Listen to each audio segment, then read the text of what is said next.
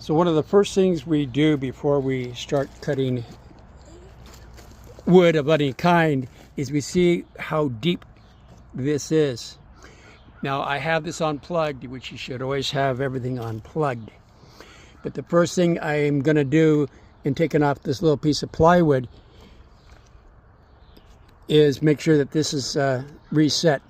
And to do that, you come back here and you take this little tool, which actually makes it deeper. Then we raise it up to about that height. Then I come back on the back side. Wonderful, huh? And now we are cutting mostly the wood. And as you can see after the video here, I need to reset it again. I just wanted to show you some of the basics of preparing before you cut. And I always have a pad of paper with me so I can write down the measurements.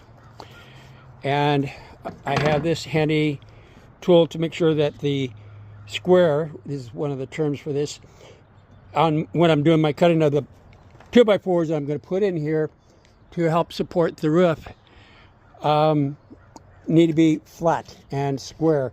So everything will be nice and flat, but it also will make it look sharp and make it all work.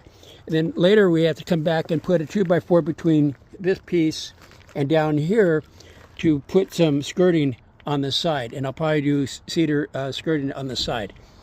So that's kind of this morning's projects. I hope you have a wonderful day. This is James Slack at A Loving Church of God. Bye-bye.